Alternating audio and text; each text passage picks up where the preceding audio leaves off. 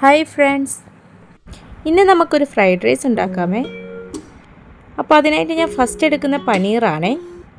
ഇനി ഉപ്പ്, മുളക്, കുരുമുളക്, പെരിഞ്ചീരകം, തൈരൂടെ ചേർത്ത് പെരട്ടി വറുത്തെടുക്കാവേ.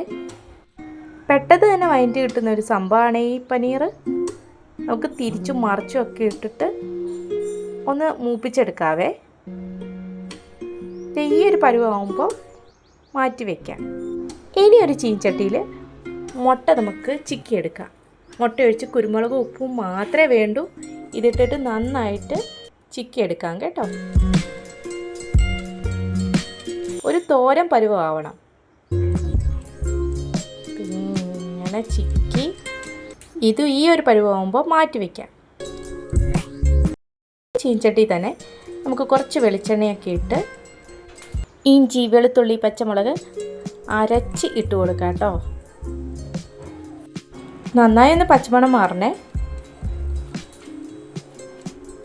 പച്ചമണമൊക്കെ മാറി നന്നൊരു സ്മെല്ലൊക്കെ വന്നു കഴിയുമ്പോൾ നമുക്ക് വെജിറ്റബിൾ ആഡ് ചെയ്ത് കൊടുക്കാം.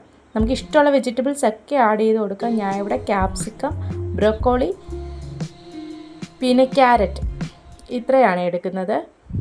നമ്മുടെ ഉള്ള അനുസരിച്ചിട്ട് നമുക്ക് ആഡ് ചെയ്ത് കൊടുക്കാം കേട്ടോ. ബീൻസ് ആഡ് ചെയ്ത് കൊടുക്കാം, കോളിഫ്ലവർ ഒക്കെ ആഡ് ചെയ്ത് കൊടുക്കാം. ഒരുവിധം വെന്ത് കഴിഞ്ഞാൽ കുരുമുളക് പൊടി, ഉപ്പ്, ഗരം മസാല ചേർത്ത് മാറ്റി വയ്ക്കുന്നുണ്ട്. ഇനി ഇത് പനീർ മുട്ടത്തിൻ്റെ കൂടെ ചേർത്ത് മിക്സ് ആക്കി വയ്ക്കാവേ. ഇനി റൈസിൽ ഇത് മിക്സ് ചെയ്ത് കൊടുക്കുക മാത്രമേ വേണ്ടൂ. അപ്പോൾ ഞാൻ വേവിച്ച് വെച്ച റൈസാണ് ഇത്. ഉപ്പിട്ടിട്ട് നാരങ്ങയൊക്കെ പിഴിഞ്ഞൊഴിച്ചിട്ട് വേവിച്ച് വെച്ചതാണേ.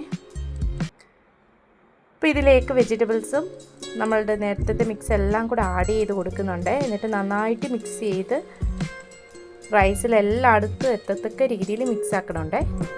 നല്ല ടേസ്റ്റിയാണ്. ഞാൻ മോളിൽ മല്ലിയിലയും കൂടി ഇട്ട് കൊടുക്കുന്നുണ്ട് കേട്ടോ.